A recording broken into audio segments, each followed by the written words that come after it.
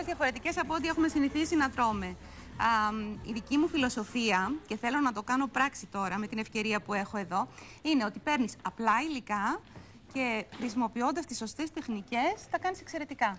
Πριν ξεκινήσουμε να φτιάχνουμε τις πατατούλες, που μου αρέσει πολύ που χρησιμοποιούμε υποκοριστικό και τις λέμε πατατούλες και όχι πατάτες, θέλω να δώσουμε την προσφορά μας, Βικάκη, και να πούμε ότι για τους δύο πρώτους, μάλλον όχι για τους δύο πρώτους, δεν λέω σωστά, για τους δύο τηλεθεατές που θα προκύψουν από την κλήρωση που θα κάνουμε λίγο πριν το τέλος της εκπομπής, 212-212-5015 το τηλέφωνο μας, θα κερδίσετε 2 mini beamer της Brown, που θα σας βολέψουν πάρα πολύ στην κουζίνα και θα κάνουν το μαγείρεμά σας πάρα πολύ εύκολο, παιχνιδάκι σχεδόν. Λοιπόν, οπότε τηλεφωνήστε για να λάβετε μέρος στην κλήρωση. Για να δεις πόσο ωραίο είναι το mini beamer, ξεκινάω από αυτό το καταπληκτικό πλάνο. Πες μου. Όλα αυτά τα έκανε το mini beamer, σοβαρά μιλάς? Αυτό ακριβώς. Κόβεις για να τρίψεις ξύσμα εσπεριδοειδών. Ξέρουν όλες οι νοικοκυρές ότι είναι μια δύσκολη δουλειά. Λοιπόν, βγάζεις απλά τα φλιδάκια της με αυτό τον κόφτη, τον πατατοκόφτη. Τα βγάζεις λοιπόν από τα φρούτα και τα κόβει με ένα μικρό μαχαιράκι εδώ μέσα. Απλά τώρα έχω βάλει τα επόμενά μου υλικά. Πάρα πολύ απλά. Σούπερ. Οπότε έχω ξύσμα γιατί θα το χρησιμοποιήσω για την παντσέτα.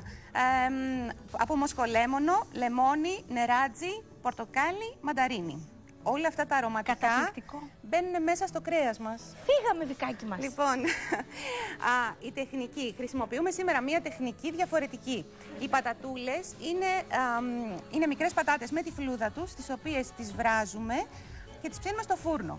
Το διαφορετικό είναι ότι τώρα τις σπάμε. Δηλαδή, χρησιμοποιώντας μία πίεση, είτε από αυτό το εργαλείο που χτυπάμε το κρέας, είτε από ένα ποτήρι που μπορούμε να ελέγχουμε το τι κάνουμε, πιέζουμε την πατατούλα για να γίνει πλακέ. Με αυτόν τον τρόπο τι γίνεται? Εκτίθεται μεγαλύτερη επιφάνειά της στη θερμοκρασία του φούρνου, έτσι εξατμίζεται η υγρασία της βραστής πατάτας και τελικά τα πατατάκια μας γίνονται ροδοψημένα. Θέλεις να το κάνεις για να το βλέπουμε κιόλας, να το βλέπουν οι τηλεθεατές? Ροδοψημένα στο φούρνο σαν τα τηγανιτά. Μόνο που δεν έχουν τις θερμίδες των τηγανιτών. Τηγανιτού. Ωραία. Ακριβώς.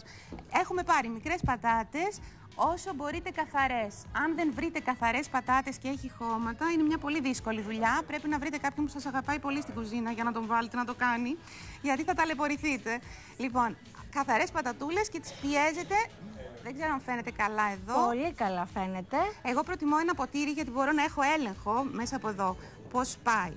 Αυτό είναι η τεχνική. Την πατατούλα τη βάζεις λοιπόν σε ένα ταψί που έχεις λίγο λάδι απλώσει κάτω και έτσι κάνεις όλες τις πατάτες σου.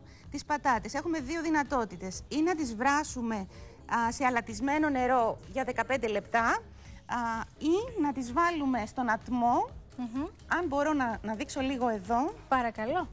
Η χύτρα ταχύτητος είναι μια σημαντικότατη οικονομία ρεύματος. Δηλαδή, ενώ οι πατάτες θέλουν 15 λεπτά με 20 σε μια κατσαρόλα με αλατισμένο νερό να βράσουν και φεύγουν και τα συστατικά τους μέσα στο νερό, με το βράσιμο στον ατμό, βάζοντάς τα σε ένα καλάθι, κάνεις την εξής πονηριά στην οικονομία. Δηλαδή, κλείνεις την κατσαρόλα σου, κρύο νερό, μέσα σε 6 λεπτά η βαλβίδα έχει κλείσει. Και μόλις κλείσει η βαλβίδα, κλείνεις και τη φωτιά.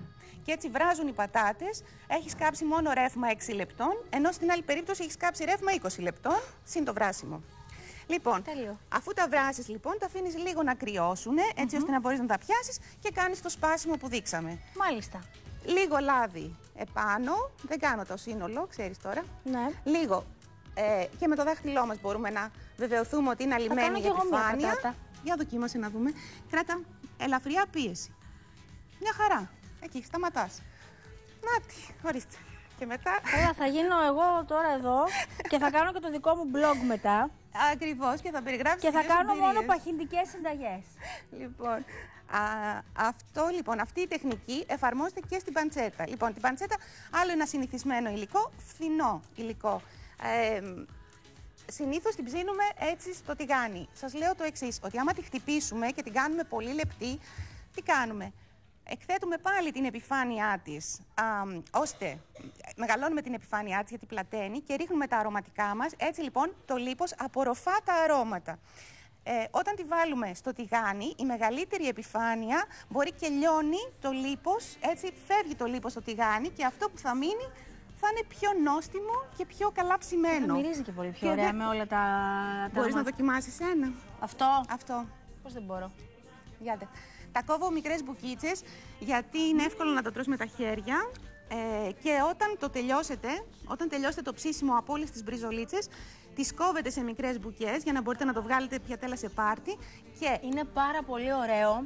Πάρα πολύ ωραίο, γιατί δεν μυρίζει καθόλου, δεν έχει τη μυρωδιά του χοιρινού καθόλου και μυρίζει όλα αυτά τα εσπιριδοειδή που έχεις βάλει. Γιατί το λίπος μεταφέρει όλα αυτά τα αιθέρια έλαια. Και θα σας προτείνω και κάτι ακόμα. Νεράτζι. Μην το σβήσετε με λεμόνι, γιατί το λεμόνι είναι πολύ έντονη η οξύτητά του. Το νεράτζι, που είναι ένα πολύ φθηνό φρούτο, το έχουμε στα πεζοδρόμια μας και δεν του δίνουμε καμία σημασία, έχει μια υπόξινη γεύση, δεν είναι καθόλου πικρός ο χυμός του, είναι κάτι μεταξύ λεμονιού και πορτοκαλιού και δίνει ένα φοβερό άρωμα. Οπότε αρχίστε να χρησιμοποιείτε το νεράτζι σαν χυμό. Τα κόβετε από τα δεντράκια. Ναι. Κράτς, σπίτι. Και εγώ το ίδιο. Πήγα στο πεζοδρόμιο και μάζεψα νεράτζια για να κάνω δουλειά. Μπράβο, ρε Βικάκη. Λοιπόν, αυτά τα δύο πράγματα. Μπορούμε να το σερβίρουμε μετά. Αυτή είναι μια ξινή κρέμα, δηλαδή μπορείτε να φτιάξετε ξινή κρέμα με ένα γιαούρτι και λίγο λεμόνι, που ταιριάζει συνοδευτικά. Η ντομάτα δεν ταιριάζει πολύ σε αυτό το φαγητό. Και στο τέλος μπορούμε να δείξουμε. Να πατήσω λίγο εδώ. Βεβαίως. Να πατήσω. Τι αρωματικά βάζουμε από πάνω. Μπορούμε να βάλουμε φρέσκα μυρωδικά, δηλαδή ρίγανη, θυμάρι φρέσκο. Ταιριάζουν πάρα πολύ γιατί είναι ένας καταπληκτικός καμβάς. Μόλις δοκιμάσεις θα καταλάβεις από αυτό. Και στο τέλος βάζεις κάτι που να θέλει φρεσκάδα. Εγώ χρησιμοποιώ εδώ. Είναι στην πρίζα μας, ναι, είναι. Ναι. Είναι στην πρίζα μου και δεν δουλεύει. Γιατί δεν το έκανε αυτό. Μπορεί να μην έχω ρεύμα εδώ. Παιδιά, παίζει να μην έχουμε ρεύμα, Δημητράκη μου. Όχι, Όχι. Είναι όμως πρίζα. Κανονικά. Οκ, δεν πειράζει. Θα το ξεπεράσουμε. Λοιπόν, έχω βάλει λοιπόν εδώ ξύσμα λεμονιού, πάλι τέτοια φετούλα, μαζί με μαϊντανό και μαζί με σκόρδο. Και αυτό γίνεται ένα πολύ λεπτοτριμμένο μείγμα, το οποίο ρίχνεις επάνω από τις πατατούλες. Και είναι η συνοδεία που χρειάζεται. Και έχεις βάλει εδώ και αλάτι και πιπέρι μαζί, έτσι. Αλάτι και πιπέρι. Και μαζί με την κουφίτσα και το απλώνεις, άμα θέλεις. Ναι, και το κρέας και οι πατάτες χρειάζονται σωστό αλάτισμα και σωστό πιπέρι. Δηλαδή πρέπει να δοκιμάζετε το φαγητό, μην το αφήνετε να βγαίνει έτσι.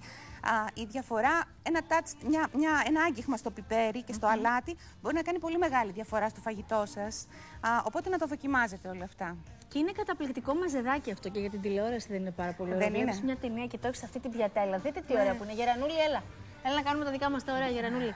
Είναι φοβερό μαζεδάκι. Δηλαδή το έχεις αυτό τώρα μπροστά σου με τα λαδοπεράκια σου και με την sweet and sour, αυτή την sour μάλλον τη σάλτσα. Και είναι καταπληκτικό. Είναι πάρα πολύ ωραίο. Μπορείς να προσθέσω δύο πράγματα που είναι παραλλαγές ακόμα, ότι όταν βγάλεις τις πατατούλες από το φούρνο, που δεν είπαμε πόσο τις ψήνουμε, τις ψήνουμε ναι, πες το αυτό. Στους 180 βαθμούς για μισή ώρα με 40 λεπτά. Και στη μέση θα χρειαστεί να τη γυρίσουμε την πατατούλα για να ροδοψηθεί και από την άλλη πλευρά. Παρέα μπορούμε να ψήσουμε και σκόρδο. Σκελιδίτσες σκόρδο, οι οποίες δίνουν πιο ήπια γεύση, πιο μαλακώνει η γεύση του και όταν τη φας μετά δεν έχεις και την άσχημη αναπνοή που κάνει το σκόρδο. Οπότε για τα πάρτι προτιμήστε να ψήνετε καραμελάκια σκόρδου, όπως τα λέω εγώ, και τα ίδια καραμελάκια μπορείτε να βάλετε εδώ, αντί για ομό σκόρδο. Λοιπόν, αυτή ήταν η Βίκη μας, η οποία κάνει κουμάντο στην κουζίνα τις Κυριακές εδώ στο Μες στην Καλή Χαρά. Παίρνω την πιατέλα μου, σε υπερευχαριστούμε. Να είστε καλά, καλή όρεξη. Ευχαριστούμε πάρα πολύ. Είστε πάρα πολύ, Βικάκη μας. Οπότε αυτό είναι ιδανικό φαγητό. Τέλειο είναι. Τα λέμε την άλλη Κυριακή. Με ζεδάκι λαχταριστό ζεστό για σένα. Παιδιά, είναι πάρα πολύ ωραίο. Κανονικά σήμερα πρέπει να βγάλει τους ξενύχτητες αυτό, κύριε Γιώργο. Κυριακάτικο με ζεδάκι που λέγαμε χτες να φάμε βρώμικο, τι βρώμικο. Αυτό είναι το τέλειο. Για το ιατρικό θέμα που λέγαμε πριν. Τέλειο με ζεδάκι, παιδιά. Δεν είναι πολύ. Είχαμε μια κουβέντα ιατρικής φύσεως πριν, αλλά θα τη συζητήσουμε. Ιατρικής? Ναι, είστε σίγουροι πως τα φώτα σου μπορείς να μας τα δώσεις μετά? Όχι στον αέρα από ό,τι κατάλαβα. Θα απολυθούν όλοι. Σίγουρα όχι στον αέρα. Σίγουρα όχι στον αέρα, ναι. Πριν λέγαμε για τους άντρες που κατηγορήσατε εσείς οι γυναίκες ότι επιδίδονται στις